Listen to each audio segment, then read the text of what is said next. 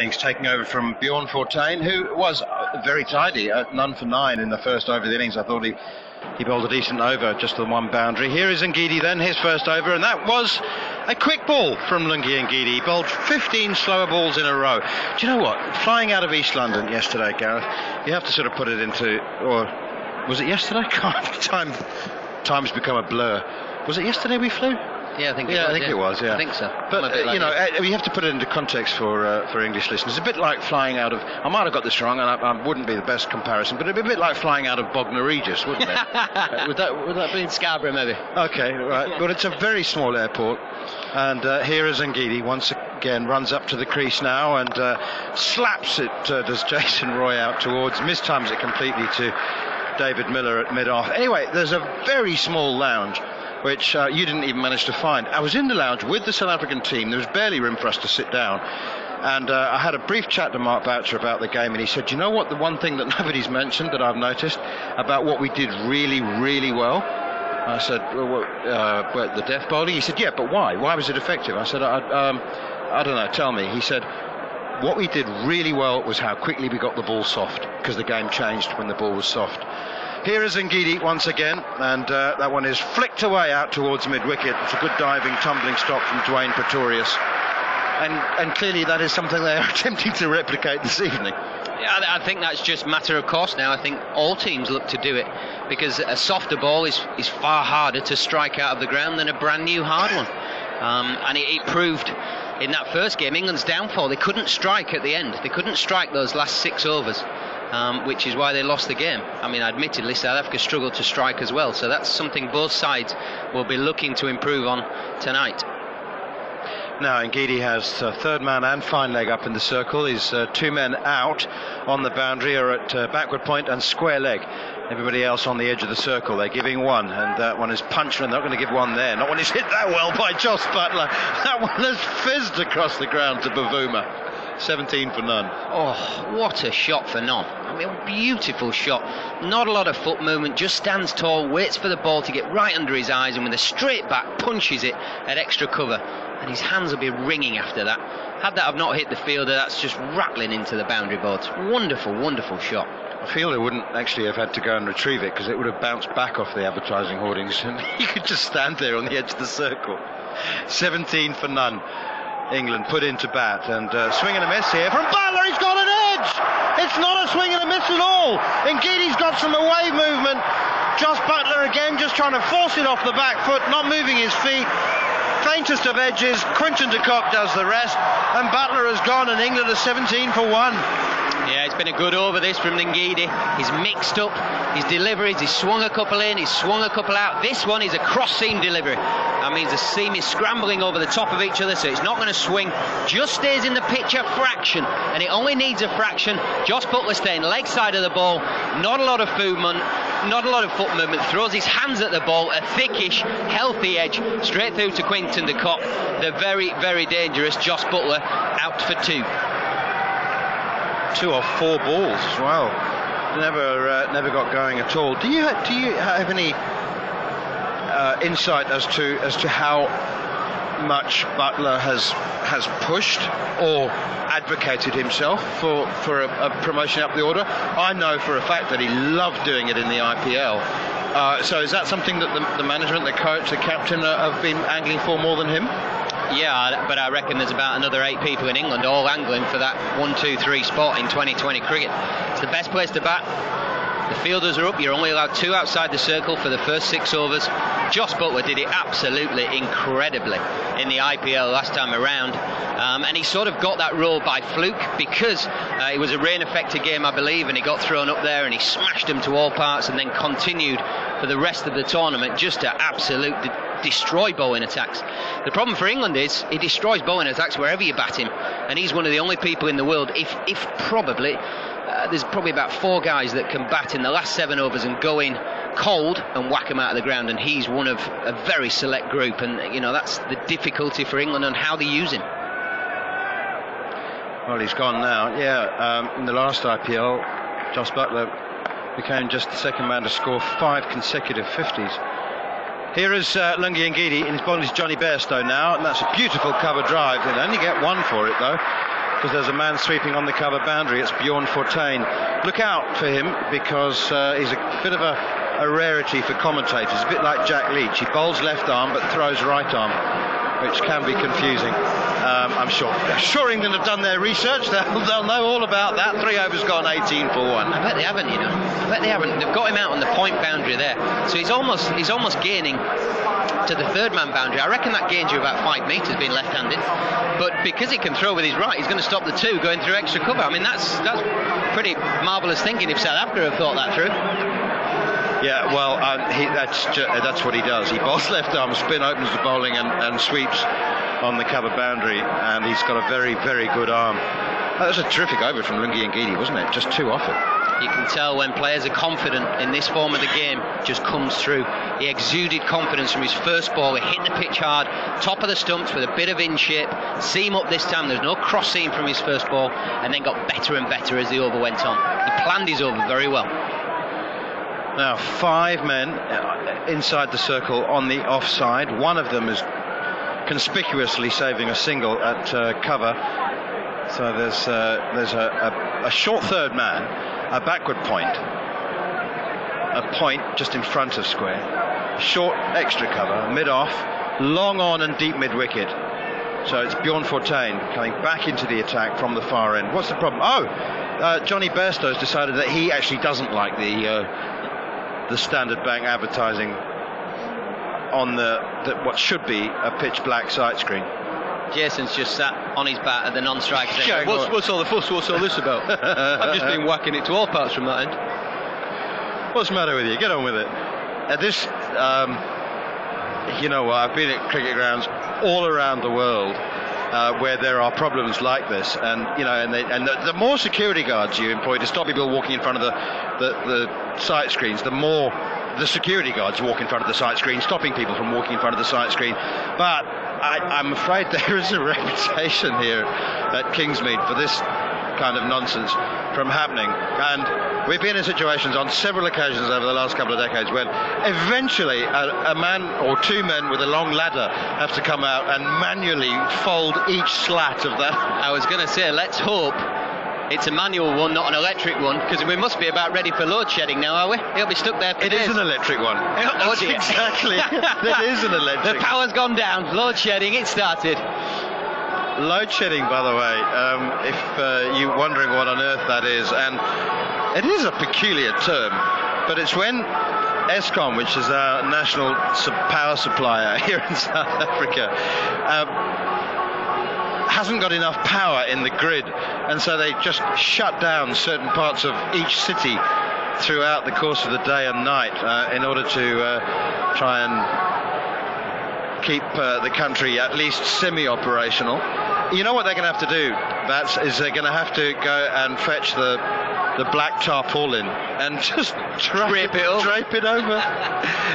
And then the Standard Bank ad counters, those bean counters, will then say, well, this is how much you owe us, because this is how many slots we missed.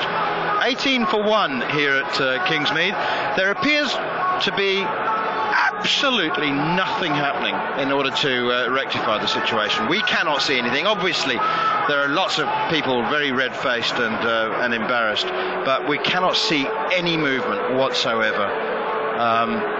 Which gives us time very quickly to remind you, in case you missed it, of the 2 teams. England unchanged, but I know that you spoke about it in the build-up, but perhaps you can speak about it again while we wait for the game to carry on. Roy Butler Bairstow, Morgan Stokes Denley, Moeen Ali, Tom Curran, Chris Jordan, Adil Rashid, Mark Wood. Yeah, we know Morgan wants to give his players, his team, time to develop within the rules that are set out for them. The fact that we lost the game is irrelevant to how you were going to select this game. He doesn't just chop and change. He's very smart, he's very calculated in his decision making, both on the field and also off it, and how he deals with his players.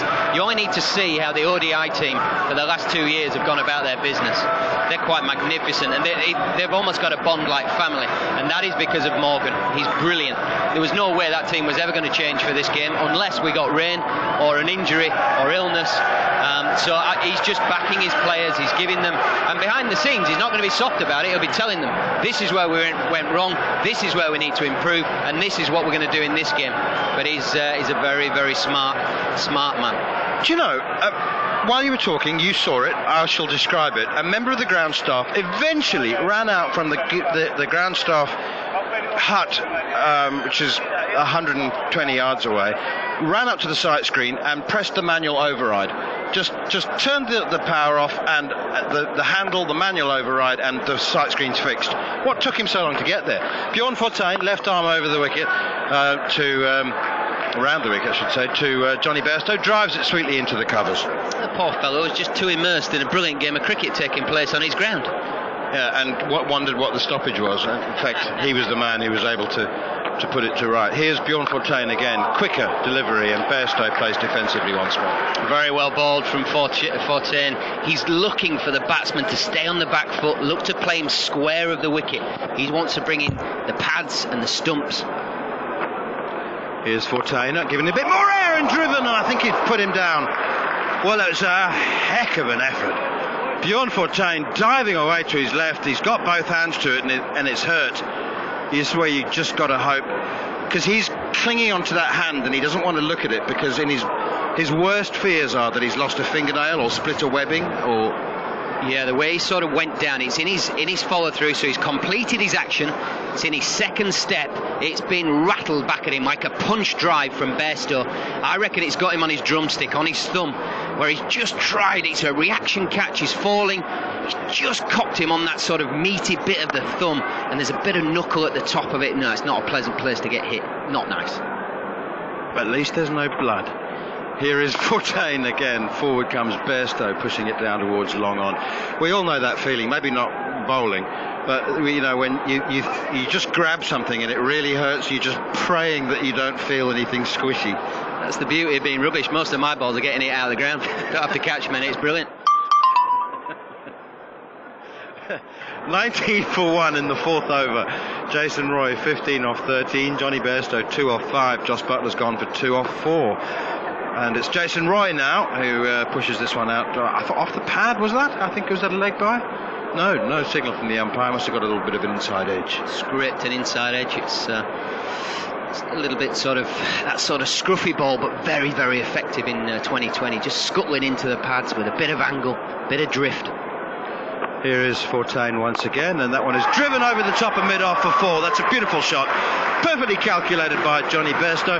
Knew exactly what he wanted to do, and I think consciously and conspicuously, obviously, didn't hit it hard, because that's where you lose your shape a little bit, isn't it? He's just chipped that over mid-off, easy 4. Yeah, he's positioned his body, he just stays a fraction leg side, but keeps his left shoulder turned. That's the important thing here. He keeps his left shoulder turned, and as he strikes the ball, it's just a punch drive. He's given the length because it's nice and full, just able to open the face and lob it up and above mid-off. Beautiful shot, classical shot. That's not reckless hitting, that's just a beautiful cricket shot from Johnny Bairstow, just a beautiful check-off drive.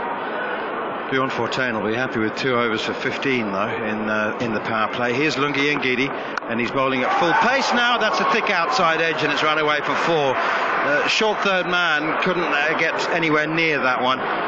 Just an attempted back foot punch outside edge. That's what you get. You take the rub of the green with the short man, with third man up in the circle. Yeah, fortune favours the brave in 2020 cricket. A little bit no feet from Jason Roy, caught on the popping crease, didn't go forward or back, and just threw his hands at it. Test match cricket, that's caught a third slip every day of the week, and everybody's complaining. 2020 cricket, it's brilliant. Keeps the scoreboard ticking over. Big outside edge is as good as smacking it straight back over his head for 4. Ngidi took 1 for 2 in his first over. This is his second over, so still very, very tidy figures. It's been a good start for South Africa in many ways, and 4 overs gone, 28 for 1. They've got rid of Joss Buttler. That'll encourage them. Here is Ngidi once again. That's pace delivery, and it's a fairly ugly swat from Jason Roy. Or was that pace off? I can't pick it from the commentary box. No wonder the England batsman. No, if we're going from the speed gun, it was 87 miles an hour. It was a cross-seam delivery. which actually makes the Ngidi really difficult, because his natural action, he falls away fractionally, so that's all angled into the right-handed batsman. But when he goes cross-seam, he loses a bit of the angle because there's no drift from the ball, so it actually doesn't go as much. So that time he held it on the outside edge of the bat from Jason Roy, and he'd just gone to the leg side and looked to flay it over extra cover, just gave himself a fraction too much room. Jason Roy had no difficulty with the sight screen when it was covered with an advertising board, but he seems to be struggling with this at the other end. That's short and pulled, not timed, bottom edge, out towards deep square leg. Rusty van der Dussen does the fielding. It looked like Jason Roy was just unhappy about the tarpaulin which covers the grass bank in front of the sight screen. It just seems to have a grey line, a couple of grey lines on it, almost like seams where they've stitched a couple of covers together. Maybe was that something that was he had an issue with? I'm surprised you bothered by that. Doing well to see that. Exactly. Picking up a seam on it. What? See, God help the next ball. He's going to go for 100. Sorry, umpire. I don't like the seam on that. On the Phenomenal. Superman eyes. Here is Ngidi once again, runs away from us from the Mgani end.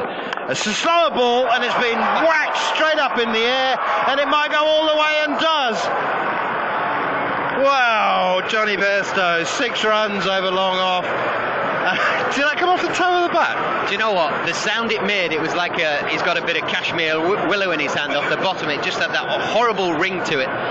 But that just shows the strength of these lads nowadays. It's a slower ball off cutter that he's just got a fraction full. Johnny Bairstow plants his feet and just a full swing of the willow, toe of the bat, and flies over long off for 6. It's gone 76 metres. The boundary, we're told, is 74 metres. Here is Ngidi, short, pulled away powerfully out towards mid-wicket. There's a man chasing. He should get there. He does, Rassie van der Dussen. And they'll go through for 2 more. Fearless stuff from Johnny Bairstow and Jason Roy, as it always is. Never mind the early loss of Jos Buttler. England now 37 for 1. Jason Roy 21 off 17. Johnny Bairstow 14 off 8. Looks a pretty good wicket. Very similar to East London, I would suggest.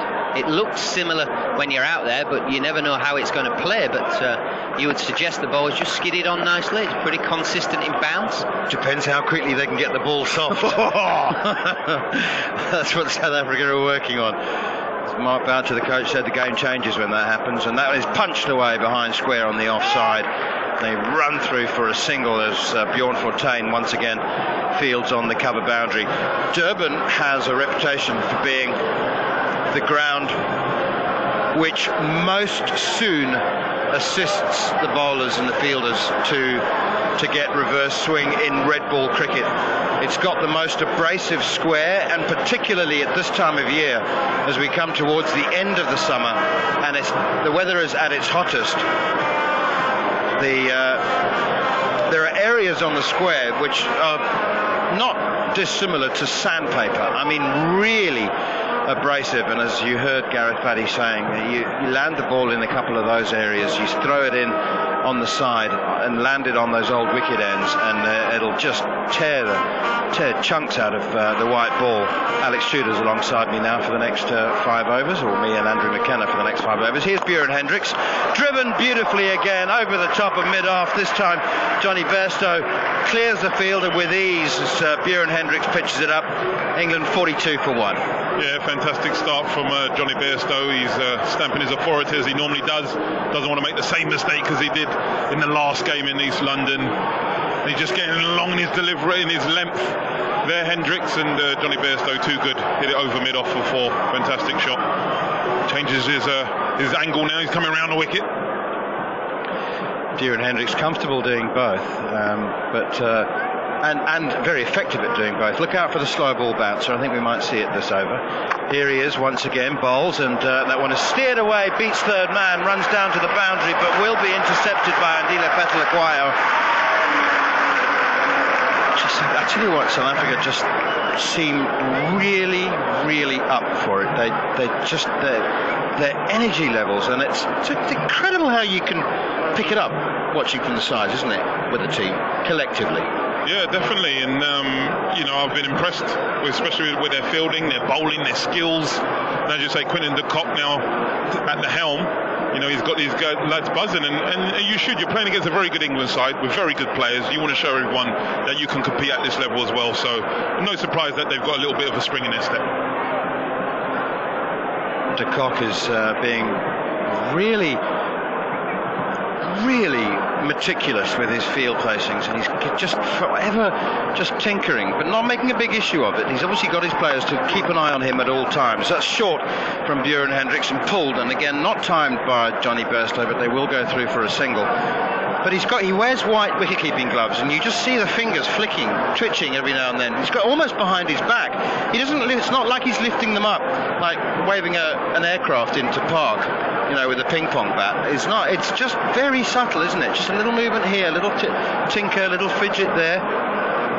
But I didn't expect this when he was made captain. I just didn't expect to have this revitalising effect. That's short from Bjorn Hendricks. That might have been the slow ball bouncer, actually it was, and pulled out towards Pretorius at mid-wicket, not timed, and no run. Well, he's bowled it twice to Jason Roy, and he's seen the back of him, and we were talking about this yesterday at the airport when we was having a chat with the dismissal. He's very disappointed, Jason. He just said he didn't know where to put it. He did see it, and he said that Hendricks really didn't mean it to be that short, but it's a ball that he goes to very well, with Hendricks. That was out the front of the hand one. He also bowls the back of the hand one, and that one is slapped away dismissively by Roy over extra cover for 6. Back of a length again from Bjorn Hendricks, and Jason Roy says, "You're not having any more of me, pal. That's gone." Yeah, fantastic. Jason just skipping down the wicket, giving himself room, showing the stumps. Hendricks just gone short, and it just allows Jason to get those arms free. It's very hard to allow these players to get their arms free. They're so dangerous, and they hit it so far now. And Jason Roy's one of the cleaner hitters of a cricket ball in world cricket.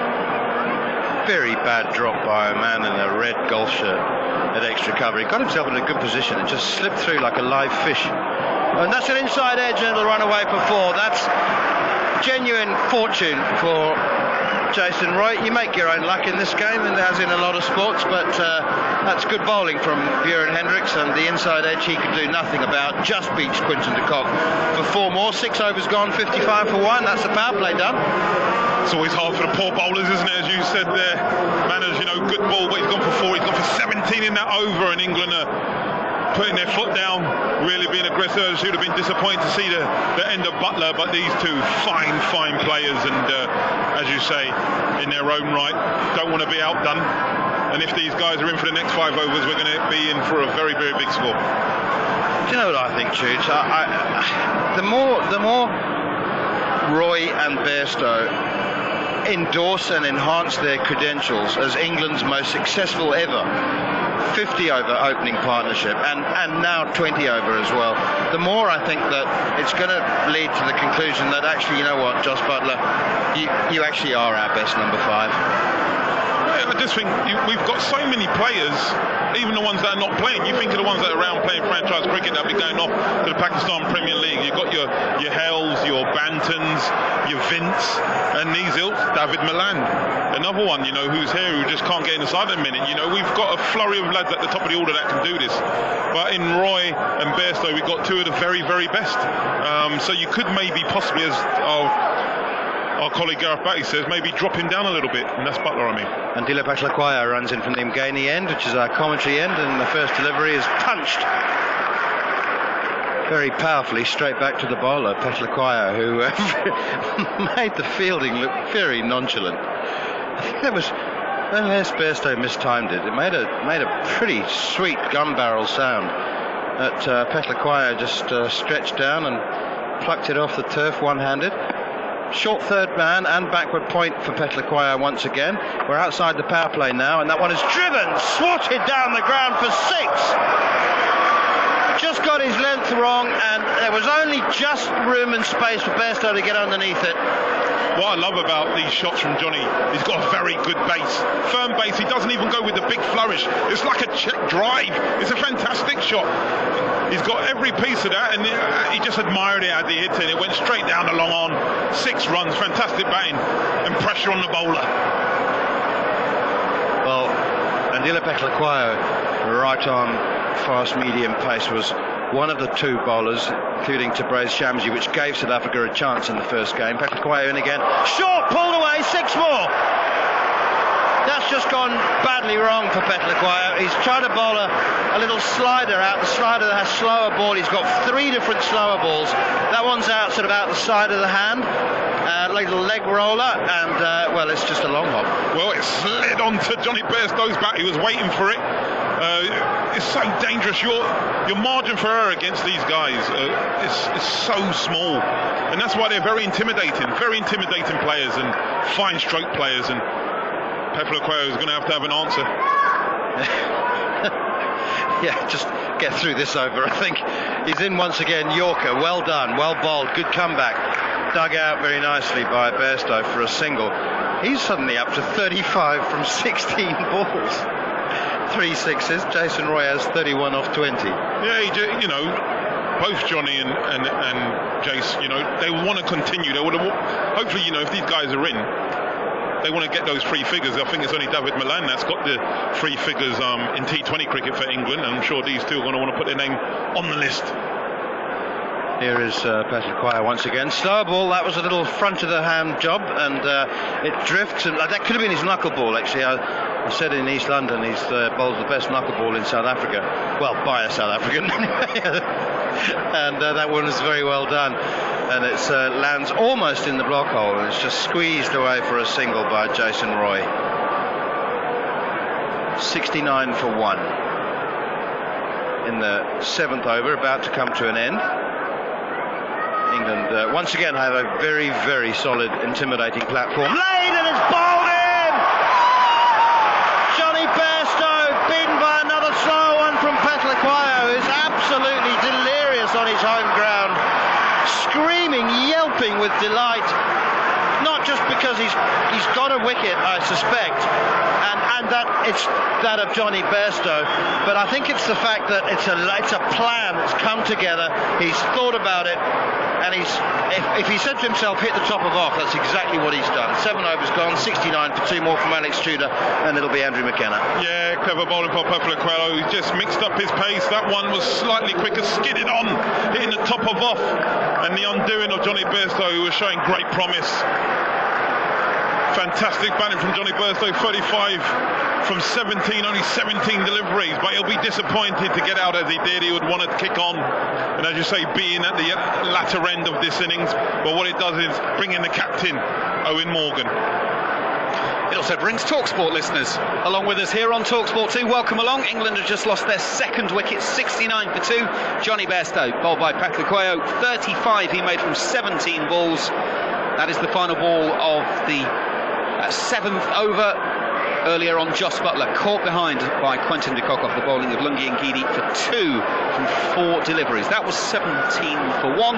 It is now 69 for 2. Owen Morgan has walked out to join Jason Roy. Jason Roy has made 32 from 21 balls, 3 fours and 2 sixes. And Jason Roy is continuing his love affair with left-arm spin on Valentine's Day, as he's had a bit of a dip at Bjorn Fortuin, who is the one change for South Africa in this team today. He's come in for Dale Steyn, the left-arm spinner.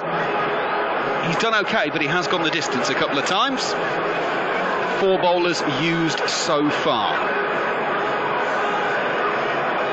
Now, talking of left-arm spinners, Tabraiz Shamsi is going to be bowling from the far end, the old Fort end.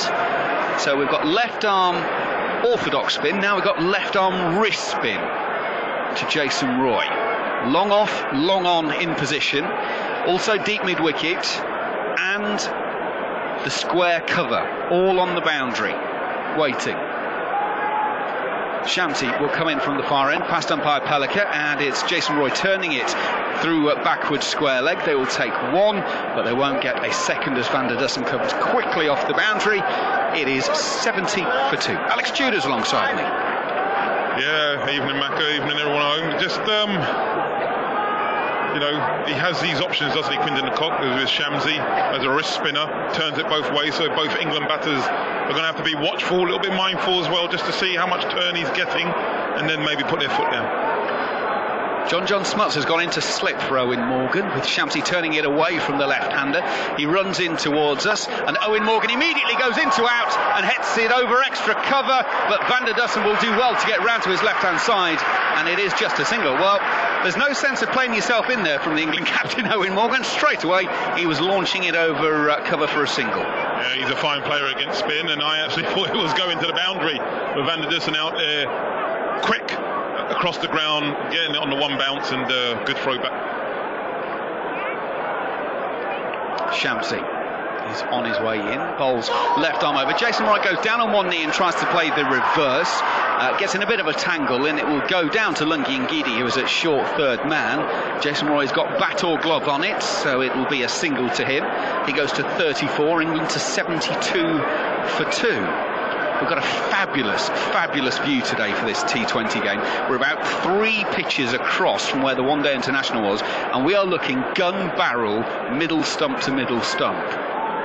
So the pitch just slightly to the right-hand side of the square compared to the one-day international. Shamsi is in, and he's down the leg side, and Owen Morgan has played that beautifully.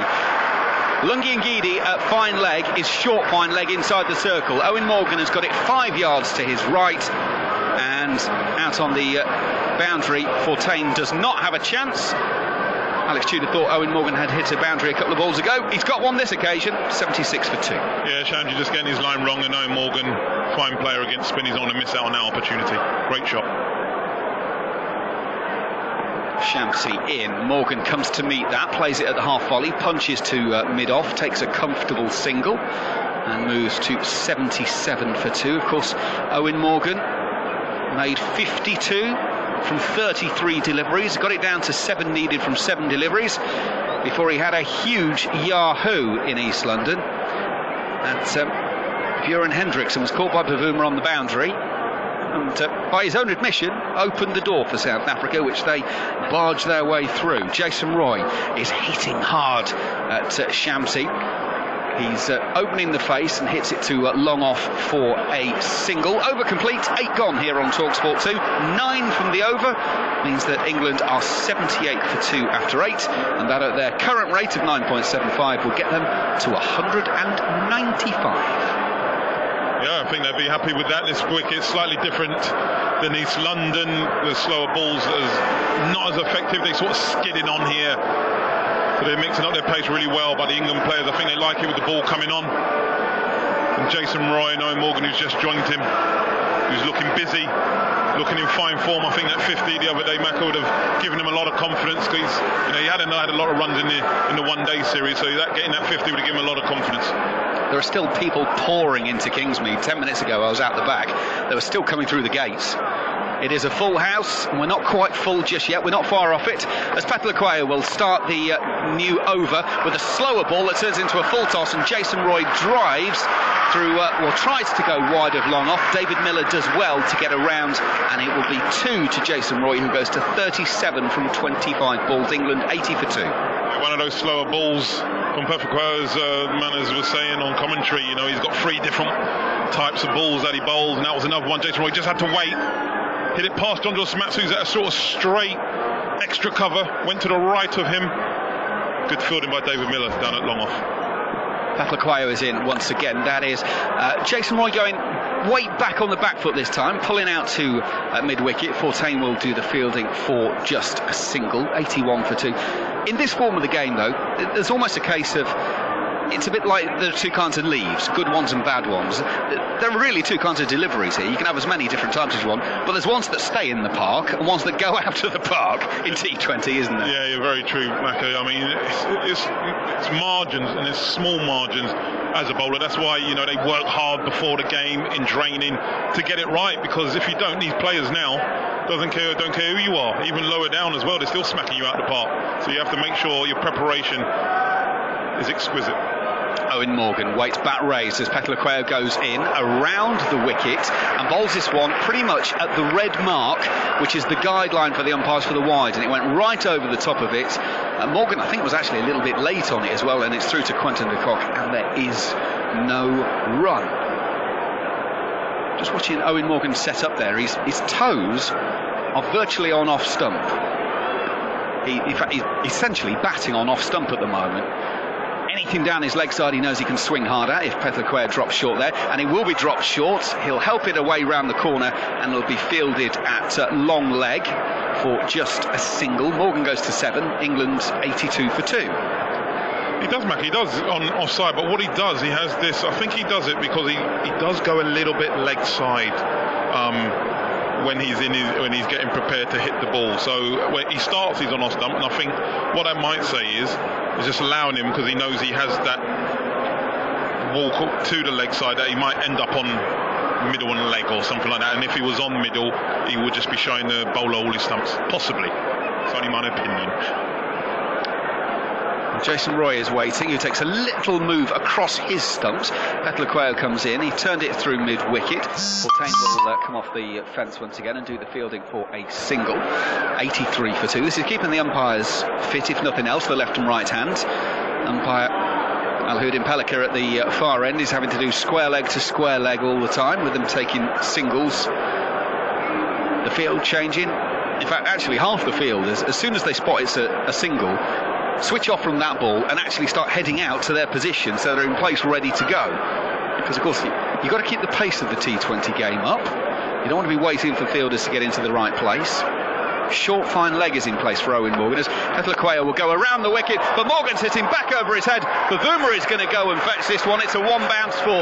Morgan hit that one clean as a whistle. He's got 11. England after 9 overs are 87 for 2 here on TalkSport 2. There's nothing more frustrating as a bowler. You know, you've had a decent over up until then, and then you try and get out of the over, and more often than not, so many times it goes for a boundary. Just got long in his delivery again, and Owen Morgan with mid-off up as a left-hander just smacks it over a couple of bounces for 4 runs, and that just releases the pressure off that over a little bit, and then England end up getting 9. Well, England are on course to post over 190, which is interesting, because when you compare the 6 over the power play score, they were 55 for 1 today. Both teams in East London were 68 for 1 and didn't get to 190. 177 for 8, played 176 for 9. And England are progressing. Shamsi's going to start a new over. Jason Roy has hoiked that into the leg side. I'm not sure it warrants more descriptive beauty than that. The throw comes in from the far end. Jason Roy and Morgan had a little bit of a yes-no about whether they were coming back for 2. They stay at 1, 88 for 2, but Roy had a big old hack at that one. Yeah, he did. He was just sort of falling away to the leg side, the ball turning back into him. Good fielding by David Miller. I think Owen Morgan saw that it was David Miller and he didn't want to take liberties. Right decision. Certain guys you do not take on the arm. Shamsi to the left-handed Morgan. Morgan threatened to go to the onside, actually cuts it to point. Pretorius will field, and there's just a single. 89 for 2. 7 4s and 5 6s in the England innings already. The lights are in effect. There is still just about some natural light left. As Shamsi comes in, Jason Roy swinging very, very hard. It goes down the leg side. Quinton de Kock will take, and Alhuddin Pellicker, the umpire at the far end, will actually signal wide because it went down the leg side. I've got to say, if Jason Roy had hit that was going into the sea. We're about a mile or so from the beachfront here. Shamsi is in. Jason Roy's coming down the pitch. Has he picked out long on David Miller? Yes, he has. Shamsi is off and running. Punch in the air. Another punch as well. Fireworks go off. And Jason Roy wanders off thinking what might have been and practicing a slightly different shot. He took on the spinner, didn't get enough of it, and Jason Roy goes for 40 from 29. England are 90 for 3. Well, again, you know, JC's at the top. This is what he does. He goes really hard at it. didn't quite hit it. I mean, he got a good piece of it, but he didn't quite get the elevation. And David Miller, who's patrolling the boundary down there long on, it's a good catch. And as you see, that's a big wicket for South Africa. You know, 3 big boundary hitters are now back in the pavilion in Butler, Bairstow and Roy. And you've got Owen Morgan, and obviously the best all-rounder in world cricket at the moment, Ben Stokes, strolling to the wicket. Well, that's interesting, because Stokes batted below Joe Denley in East London today. He's coming in above him. It means England have 2 left-handers in. That might be something to do with it. It might just be that they had a feel. That's how they roll in T20 cricket. But Ben Stokes it is who is wandering out. Now, Owen Morgan is going to be on strike because they crossed while the ball was in the air. And Quinton de Kock is getting everyone where he wants them. And he's going to bring up long on to mid on. Bavuma is in at slip. Short extra cover, short third man, short fine leg and mid on are the men inside the circle. For Shamsi is coming in from the far end. Morgan will try and cut, can't beat the fielder though at third man, short third man, that is Pretorius, and there's no run. 3 runs from the over and the wickets of Jason Roy. There's a buzz around Kingsmead. I think just about everyone is now in. It's Friday evening in Durban and they are getting cricket. We've already had more cricket this evening than we had in the entirety of the one-day international. That rain affected Owen Morgan this occasion is actually trying to, I think, cut it, but he got the timing wrong and hit it straight to JJ Smuts, who's at short extra cover, and there is no run. 1 ball left to get us to the halfway mark. And there's been 3 runs from the over. One of those was a wide.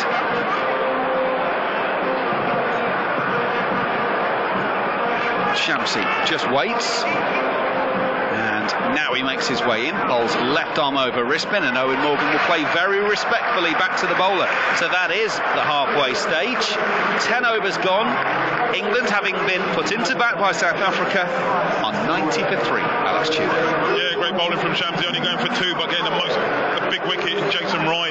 As you say, we get these stars, Bairstow, Roy, they'll both be really disappointed that they haven't gone on to get that big 50. I always feel with England to get that 200 plus, one of those 2, with Butler who's now opening, one of those 3, should I say, need to go on and get that sort of 18, 90 if England are going to get the score. So for England to do that, either the captain or Stokes are going to have to get a big one.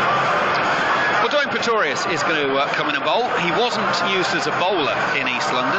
He only contributed in a batting sense for 2 balls as he made a single from those 2. So he's going to be in and bowling. England 90 for 3 after 10 overs today. In comparison, they were 95 for 2 in East London, and South Africa were the side batting first in East London. They were 105 for 1. So England a couple of wickets on, slightly behind where they'd want to be. They're still on course for a target of 180 for South Africa. Alex Tudor's moved down. Gareth Batty's moved in alongside me.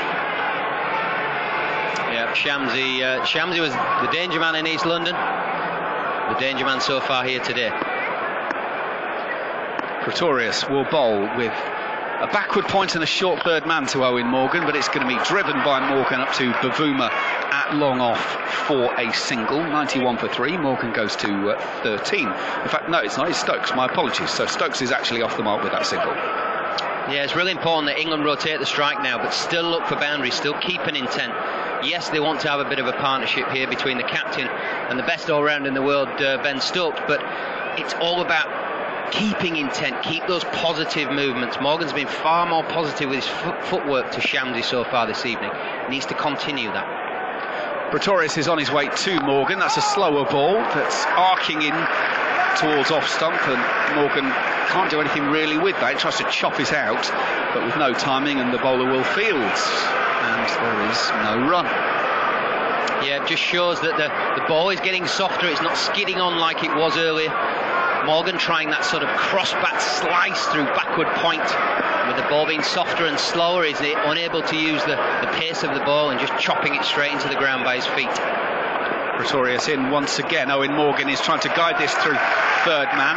Can't beat Shamsi, who is the man who is there, or at least he knocks it down, but they are able to take a single. So if you can't hit a boundary, at least move the scoreboard on is the maximum, and that's what Owen Morgan did. Yeah, and Pretorius just looking to take all the pace out of the ball. He's not particularly bowling slower balls or cutters, he's just bowling very, very, very military medium in the sort of 75 miles an hour max. Right arm around the wicket. Stokes is pushing back down the pitch. Pretorius does really well to field in his own bowling there. His natural inclination is to go to his right to get him off the pitch because he's bowling right arm around. But he then has to go back to the left, avoid Owen Morgan and stop the ball, which all he does. Yeah, that's the best part about this, bowling round the wicket to the left-handers. If it goes into the leg side, he's running across the non-striker, which is stopping England running. It's actually a very good ploy and well within your rights to do.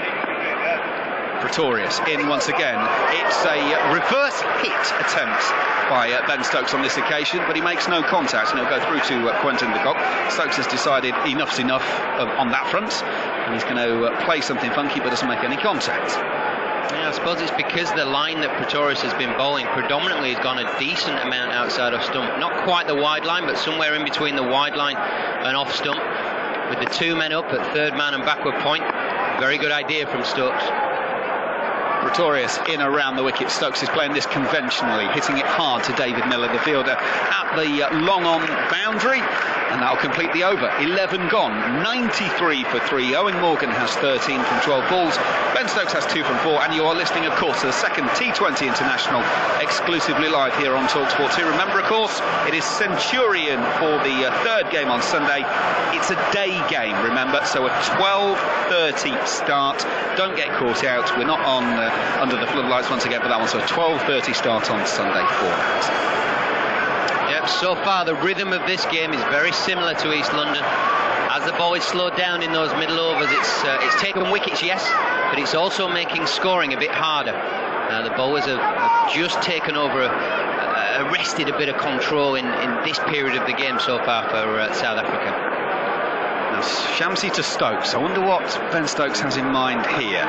It's Shamsi who's bowling outside of Austin, and Ben Stokes swings hard, and I mean hard, but doesn't time it back to the bowler. Yeah, wrong one from Shamsi. He's put a slip in, so he's almost double bluffed Ben Stokes. He's spun this one into him. The wrong one rather than spinning it away and bringing that slip into play. Long on and straightish mid-wicket on the boundary in the leg side for Stokes. Shamsi goes in. Stokes is swinging this one to long on for the single. 94 for 3.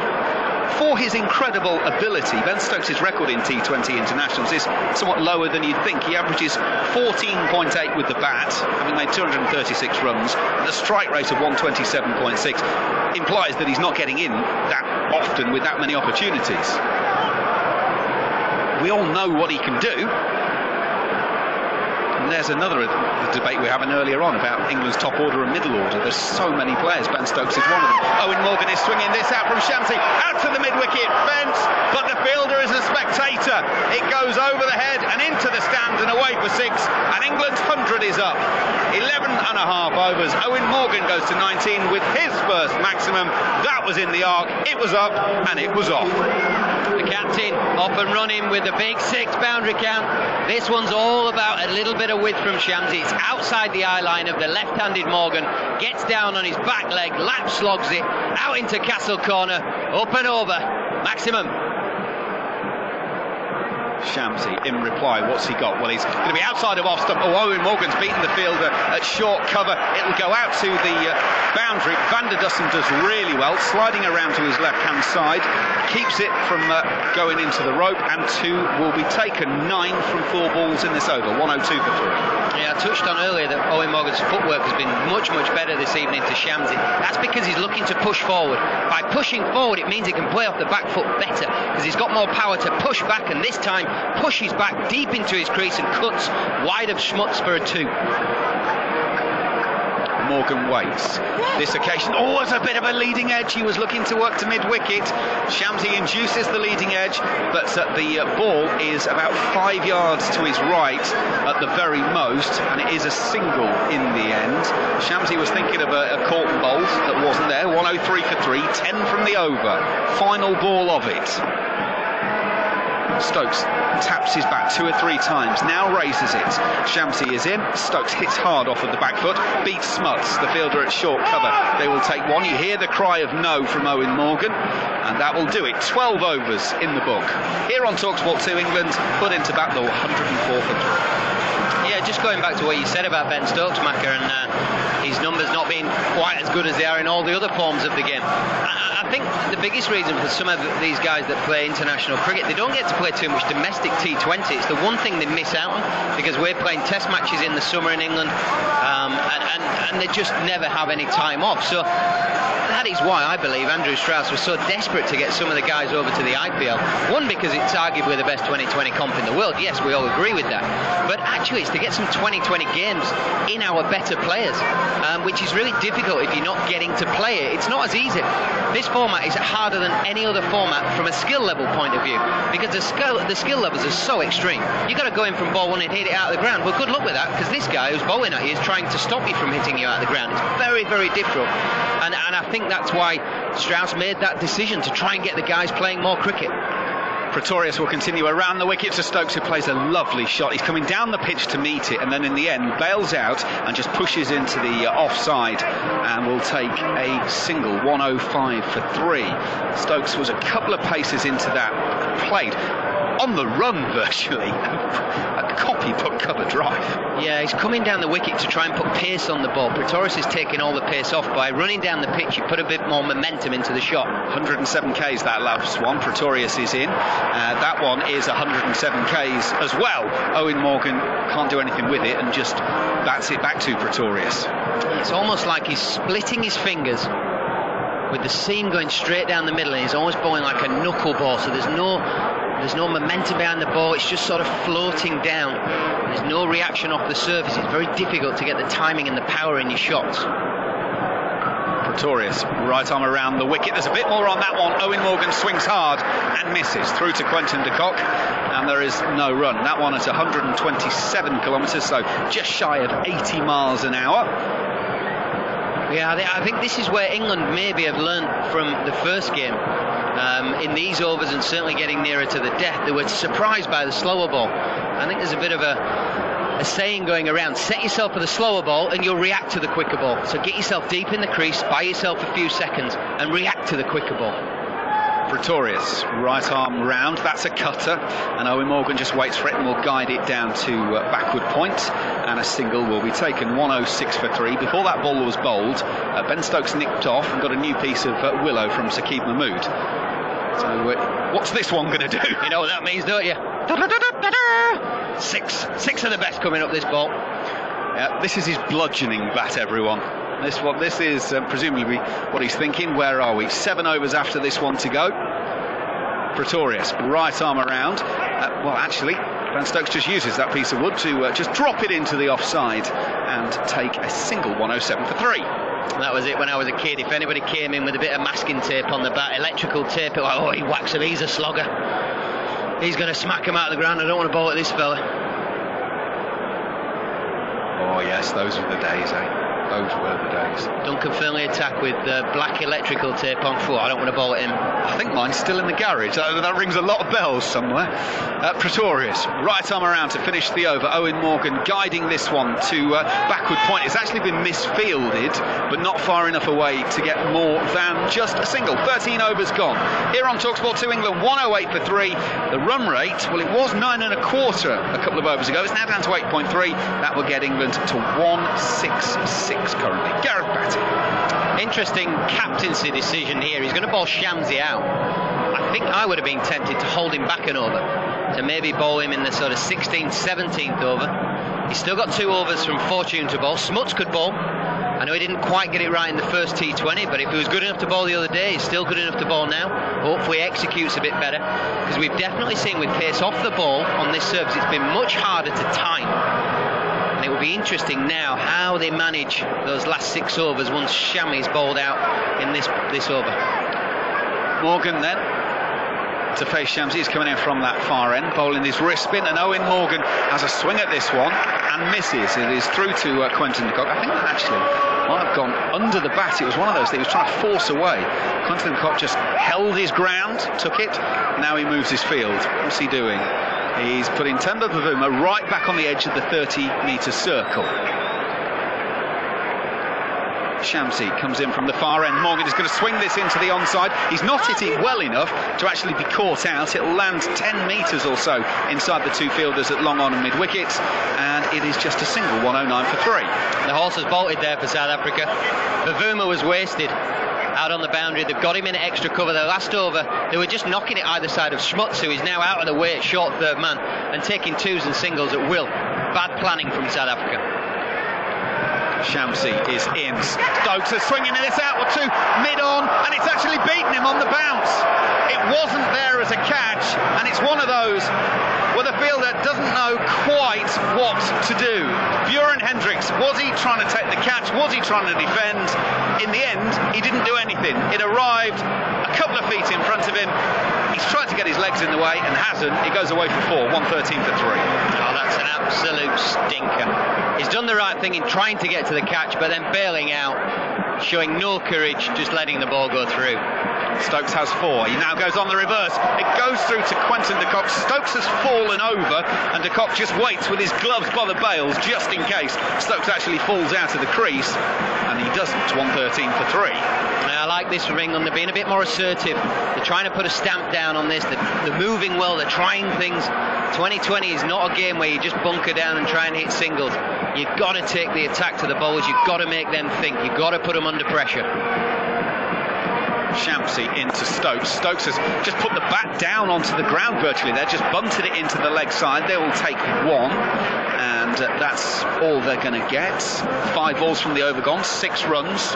It means Shamsi has got 1 for 29 so far, with 1 delivery of his 4 overs remaining. He's bowled 7 dot balls. What does Owen Morgan have planned for this final one? Shamsi in from the far end. Morgan is guiding it, trying to get it past Pretorius at point. Can't. It is a single that completes the over. 14 gone here on TalkSport 2. 115 for 3 are England. More thoughts from Gareth Batty, and Neil Manthorpe will take you through for the rest of the innings. Yeah, very nicely bowled again from Shamsi. Caused the England batsmen problems. They struggled to pick him, I think, for parts of his spell. He's going to be a big asset come the end of the year in the World T20. But I think England will be relatively happy with his figures. 1 for 30 or 4. Only got the 1 wicket. Yes, a very big wicket of Jason Roy, who'd run down the wicket and looked to hit him straight back over his head. But unfortunately for him, the bat turned in his hands and he dragged it to long on and was out caught. But 30 runs for 1 wicket for their main man. I think England will probably take that. Dwayne Pretorius continues running away from us and backs away to Owen Morgan and punches it away square of the wicket on the offside towards Petlaquayo at cover. 116 for 3. Been a good few overs for South Africa here. Ben Stokes has 11 off 12 balls. Owen Morgan's been pegged back to 27 off 23.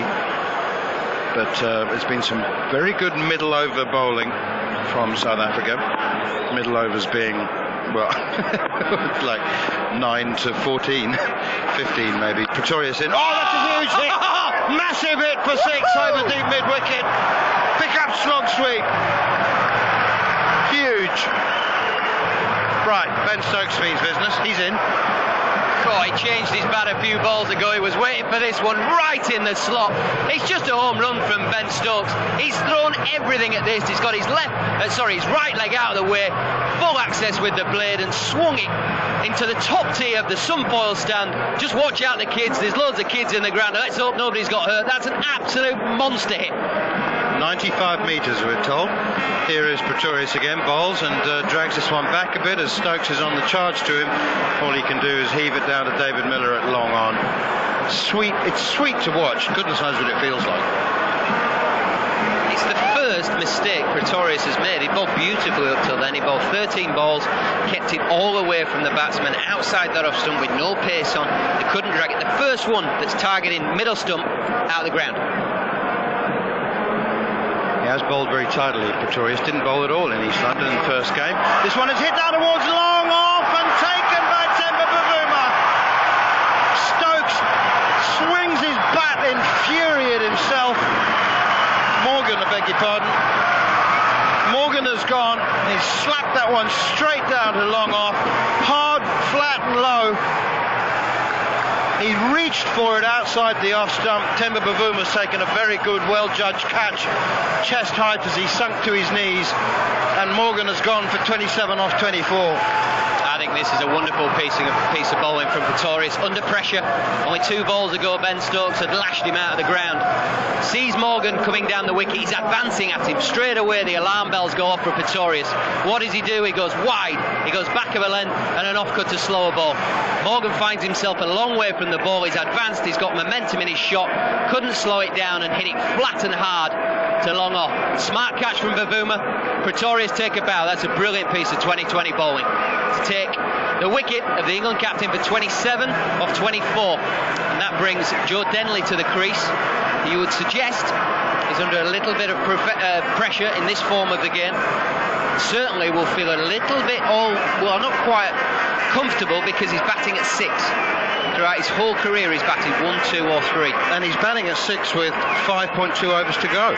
This is just not a situation that he's used to. It's England are trying to manufacture him into something that he's never been before. Here is Pretorius once again, slower ball, chipped away by Stokes out towards deep mid-wicket, and they sprint through for a single as Bjorn Fortuyn fields 124 for 4. Do you know what though? If the last 8 months are anything to go by, Joe Denley will find a way. He did in the test matches, he occupied the crease and proved a few people wrong. Did pretty well in the one-days when he's had opportunities. He's a very, very solid, good pro, but I do feel for him. He's a fish out of water batting in this position against the South African team now that are probably on top at 124 for 4. Must say the skills level of the South African bowlers in the first 2 games of this series have been very high, commendably high, as Pretorius now goes full and straight, and it's driven by Denley down to long on. Bavuma fields, loses his cap in the process, and 15 overs gone, 125 for 4 men out so far. Joss Buttler 2, Jason Roy 40, Johnny Bairstow 35 and Owen Morgan 27. Johnny Bairstow's 35 coming from just 17 balls with 2 4s and 3 6s.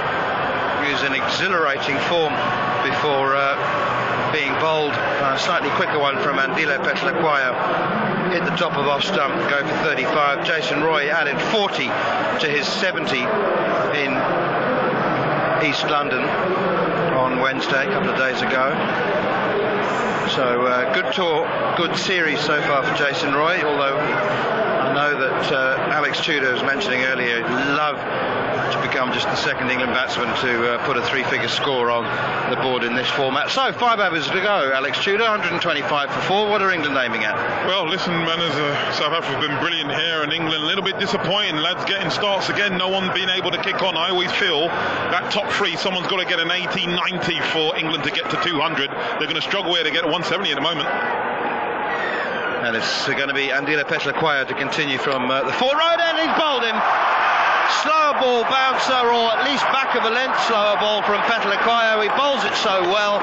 Denley's through with the pull shot too early, and I think he must have got a bottom edge and dragged it back onto the stumps. And now England have got the wobble on. They're 125 for 5. Listen, he bowls it extremely well, man, as you said it from the beginning, from the last game. It's that side of the hand, it's not quite back of the hand, it's the side of the hand. It grips. Joe Denley's gone through his shot, and unfortunately he's hit his forearm, and he's played on, he's hit the leg stump. But as Gareth Paddy said, you know, Joe Denley, he's in a situation that he's not used to. He doesn't bat at 6 in any franchise cricket, or for his home team Kent back in England. He opens the batting. So to tell him to come in at number 6 at international cricket against international class bowlers is very, very difficult for him to hit the boundaries. I think it's Mo Ali strides to the wicket. I think Gareth said he would like him to sort of have a few more balls, because he could be that guy that can, you know, clear the boundaries late on. He has that sort of languid ease to his game, and he's able to clear the boundaries. But Gareth always says he needs to face a few balls first. He can't do it from ball 1. You've got to feel sorry for, don't feel sorry for Joe Denley, but have some empathy for the fact that he's being asked to do something so unfamiliar. Moeen Ali on strike then. Here's Andile Petlakwayo to him. Opens the face of the bat, runs it down the backward point, sets up for a single, a try at the stumps, and Pretorius doesn't hit them at the striker's end, but Stokes had responded very quickly. Stokes is 19 off 15, 126 for 5. I must say, South Africa, as I said, that their bowling skills, I mean, it's one thing having the skills, but it's another being able to produce them as and when required. And you need to have courage as well, and I think that is what Quinton de Kock and the new management may have brought to the South African team. Just back yourselves, guys. Just, if it's high risk, go for it. If you back yourself, go for it. Here's Petlakwayo in once again. Slower ball, punched away by Stokes off the back foot down towards long on. Does that make sense, Alex Tudor? Do you know what I mean? They've sort of bowled, wicket-taking balls rather than just trying to bowl conservative dot balls. Yeah, they have, and as you rightly said, Quinton de Kock and Mark Boucher, the management team in South Africa, they back these lads, and it's like you bowl your best ball. They would have done it in practice 1,000 times. They said, listen, you've done it in practice, it's doing well, do it in the game, and they've done that, and they've done well so far. 127 for 5, 4.5 overs to go. Petlakwayo in again, punched away by Stokes down towards long on. It's cleared the field of Bavuma. It was only 5'4", but he could have been 15'4", and that wouldn't have been any good. It was back of a length, slightly too short, pulled away beautifully by Stokes. A little off cutter. Moeen Ali it is, beg your pardon. Yes, he's got his back to me, that's why I couldn't see the beard. Well, as I was saying, it's that languid ease that Mo does. He's able to do this, and if he has a few more overs, he could be that guy that finishes or sets up the total. 133 for 5. Petlakwayo in again. Moeen Ali off the back foot, punches it away to the sweeper on the cover boundary. Vanadasan Fields, 134 for 5. Petlakwayo still be pleased with the 2 wickets he's picked up. 3 overs about to be completed at a cost of 32, 2 for 32. Only one South African bowler out of the 6 used has completed his 4 overs. Tabraiz Shamsi, left arm wrist spinner, 4 overs, no maidens, 1 for 30. Lungi Ngidi, Bjorn Hendricks and Bjorn Fortuin are all options at the death for Quinton de Kock. Here is Petlakwayo then, bowls, and this time it is Stokes who pushes it down towards Bavuma at long off, and they'll come down for the second run, long on, and that's very, very well run. Bavuma is one of the 2 best fielders in the side along with David Miller, but because that was hit so softly by Stokes, even Bavuma at full pace wasn't able to attack the ball and keep them down to a single. 16 overs gone, 136 for 5, with Stokes on 22 and Moeen Ali on 8. Nice cover batting from Ben Stokes, paces off the ball, so he's taking it off the bat as well, and he just, as soon as he hit it, he knew it was 2. If you can sort of take your mind back to that great innings of Ben Stokes against the Aussies at Headingley, when he was manipulating the strike and hitting the ball not only over the boundary but getting his 2 so he was facing, that's what he did there. Fantastic batting. Mo Ali had to get his head down, he was safely in, even though it was a sort of a slight misfield from Bavuma. A good cricket from Ben Stokes. Does South Africa have a reputation for being able to put on a good white ball party? They do well. You have the weather. Yeah. And you've got people that like to party. They're my kind of people. They like to party, they like the music, they like to sing and dance. Love that. Parents were from the West Indies, it's the same. Here's Bjorn Hendricks. Left arm over the wicket bowls. Short ball pulled by Moeen Ali, not timed. Bottom edge. Ball trickles out to backward point where Pretorius fields. It's a terrific atmosphere. And best of all, KFC is the sponsor.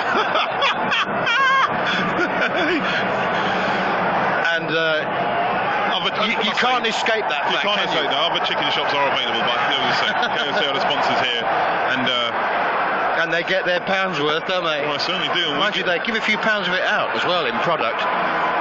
We've all probably had 1 or 2 too many pieces. Here's Bjorn Hendricks again. Ramp shot attempted by Ben Stokes. He's literally chest on, and he's missed it, and it's hit him somewhere you'd never know because he's not going to tell you. But he is literally chest onto the bowler, and he's trying to, it's a scoop rather than a ramp, he's trying to scoop it, dill scoop, over the keeper's head. Well, hit him on the arm, didn't it? We see, hit him on the forearm. You see some shots, he's so powerful down the ground, but obviously he wants to be that 360 player, Ben Stokes. There's a dot ball in the end. Here's Bjorn Hendricks once again to Stokes, and swing out towards deep mid-wicket all the way along the ground. Didn't quite time it. Bjorn Fortuin does the fielding. Once again, the left arm spinner with the right arm thrower. Not many of them around, and you need to do your research as a batsman. Stokes is now playing a full-blooded drive. Well, it was like more of a golf drive at the non-striker's end there. The wave goes around Kingsmead. Sell out this ground. Sold out yesterday morning. 18,000 people, but it's compact, and there are crowds all the way around the ground. It feels like more like 25. Here's a slower ball bouncer from Buren Hendricks, and it's called wide. It's missed by Quinton de Kock. It's running down to the boundary, and it's brilliantly fielded. What a stop that is from Lungi Ngidi, not known for his speed across the ground or his athletic diving fielding, but that's a good save, if it is a save. I guess the third umpire will have a look at that. Great fielding from a big man. That's something you wanted to see 20, 30 years ago. Big fast bowler down there. He would have tried his size 12, 13s on it. It's fantastic dive. And I think he's put his way through. I think that's great fielding from the big man. He saved 2 runs there.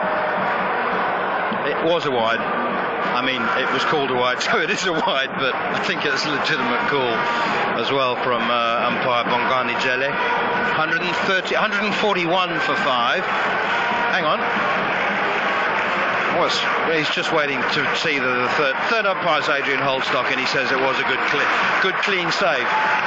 So here's Buren Hendricks once again bowling to Moeen Ali. Flicks it out towards deep mid-wicket. Has it got enough on it? There's a fielder out there, and it's over his head for 6. Just a flick. That's all it required. And that's what he can do, Mo Ali. This is what Gareth Bally was talking about. Obviously, he remembers the days with Mo back at Worcester when Gareth was there. So languid, so easy. You're thinking he's not hit it, but he's got powerful wrist as Mo, and he's just giving it a little flick. Filled at deep square, no chance. 6 runs. But he has literally sort of opened the face of the bat. I mean, it's not. He's not trying to hit it. He's just trying to use the pace of the ball, which is dangerous from Hendricks because he's very good at taking the pace off it. Here is Hendricks once again. Short, this one is clubbed over the top of mid-off, and it's gone for 4 more.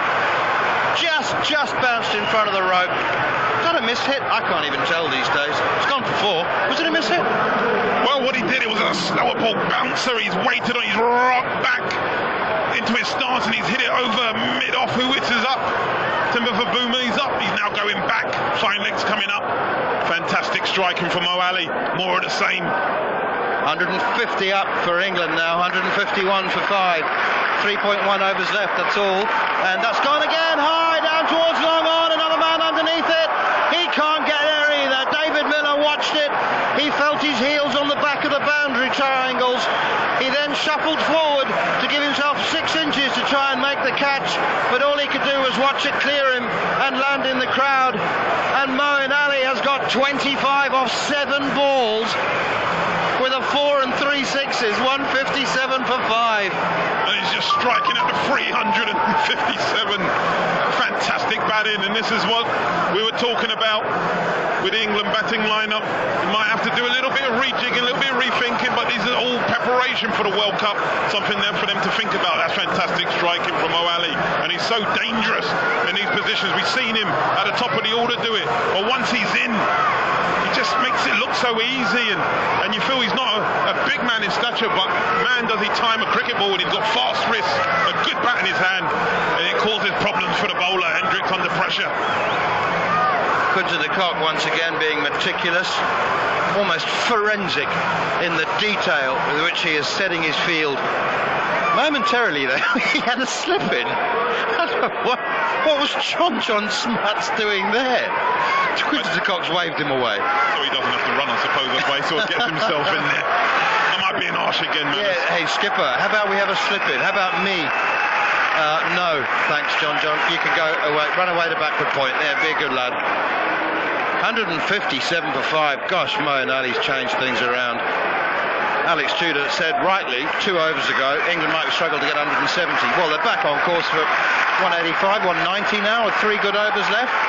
Here is Lungi Ngidi, and slapped away by Ben Stokes out towards long off, and it's too good for David Miller. I think Miller thought he had that covered, but it was hit a lot harder than he realised.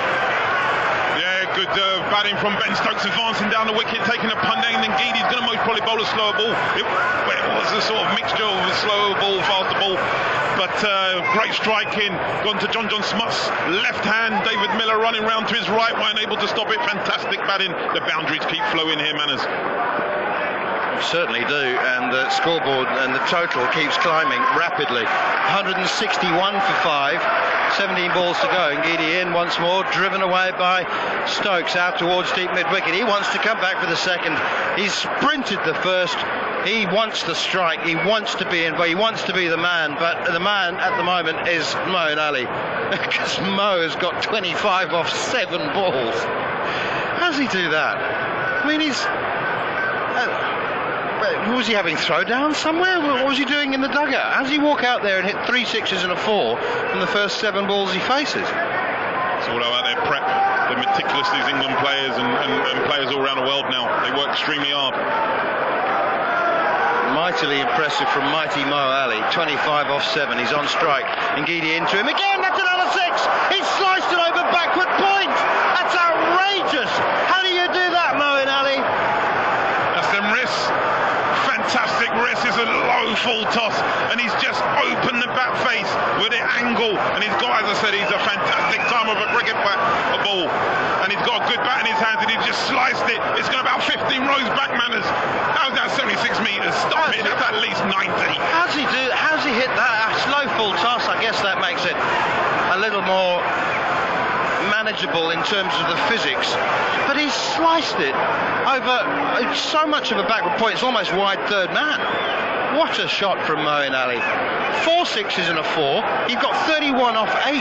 It's 168 for 5. Here's Ngidi, hero 2 days ago, and he's gone again. High over deep backward square leg. It bounces once and trickles into the boundary triangles. It's another boundary to Moeen Ali. He is absolutely smoking at the moment, Moeen Ali. He's got 35 off 9 balls. This is different gravy batting from Moeen Ali. Fantastic. And what he's doing it with less fuss. He's not putting a lot of body into it. He's just keeping his shape, keeping his stance, and it's just all wrist. It's all wrist, manners and timings. Fantastic batting. Striking at 388. He's got 15 off the first 4 balls of this over from Lungi Ngidi. Hero 2 days ago, being taken to the cleaners today. It's another low full toss, and it's driven away out towards the cover boundary for 4 more. He's chewing up Lungi Ngidi and spitting him out all over Kingsmead. Well, they're saying England won't get 170. Mo's made the difference here. He's 39 off 10. Fantastic batting. He doesn't even look like he's hit it hard, but he times a cricket ball. If you think about David Gower back in the 80s, 70s, that sort of languid batting left-hander, he just makes it look so easy. Fantastic timing and so much power in those wrists. This is exactly what England needed. It's outrageous. 19 off the first 5 balls, Moeen Ali. He's got 39 off 10. 3 4s and 4 6s. Lungi Ngidi, he's just gone for 19 with a ball to come, and here it is. And he's gone again down towards long on. Temba is underneath it. Will he take the catch? He does. He does. Shortest man on the field, didn't need any height, because that ball was landing just a couple of metres short of the boundary rope. Bavuma positioned himself, got his boundary geography right, and then took a very well judged catch. Never mind, Moeen Ali. Take a bow and enjoy the applause as you stroll off the field, because 39 from 11 balls has completely changed this innings of England's. With 2 overs to go, 176 for 6. Yeah, that's fantastic. Exactly what they needed. They needed a cameo, and Mo's been the man. He's coming just when England were tottering, and their players at the top of the order weren't able to go on. Mo's come in and made a massive difference. England now looking like they're going to get 190 plus, which is a lot better total than what they started off with. But this is fantastic batting. Take a bow, Mo. Fantastic. As Chris Jordan has been thrown in. So Chris Jordan gets lobbed up the order with 12 balls to go, ahead of Tom Curran. Now we established, didn't we, that he's probably a better batsman than Adil Rashid, so just one place up the order? Well, I think Adil Rashid will be the better batsman. I think his record will tell you that, but I think what it tells you that obviously Chris Jordan's the better striker. Adil Rashid hits it in different areas. He's more of he hits the 4s, doesn't really hit a lot of 6s. But Chris Jordan is a good boundary hitter, and if he has a good 6 balls or so, England can maybe get up to 200. have to remember Ben Stokes is still there. He's still there, and he's just watched the show from the non-striker's end for the last 2 overs. Oh, that was some stuff from Moeen Ali. Wow. I mean, he faced 10 balls out to the 11th. He scored 39. Quinton de Kock, once again, with his white wicket-keeping gloves, is moving the furniture around the front room, and it's going to be Andila Petlakwayo bowling to Ben Stokes. He leans back and belts it straight back over the bowler's head for a 1-bounce 4. And that's the difference. That's just brute strength from Ben Stokes. It's that slower ball, off cutter, it's short. Ben Stokes just stands there, waits for it, and smacks it straight back past the bowler. Couple of bounces for 4. Fantastic batting. Well, I mean, credit to him. He didn't middle it and didn't get all of it by any means, but he was hitting so straight, wideish, long on and long off. All he had to do was get it over the bowler's head, and he does that, and it's pulled away. Next delivery by Stokes, 1 bounce out to Rassi van der Dussen, a deep back with square leg, and that's a single. So Jordan will get a chance. 10 balls remaining in the innings, 181 for 6. This is now a good score. I said before, I thought 190 was about, well, I said that after the first 4 overs. I thought it looked like 190 would be a good score, and England are certainly going to get there, aren't they? 10 balls to go. And this is where England are so dangerous, because they bat so deep. You know, you're just never sure.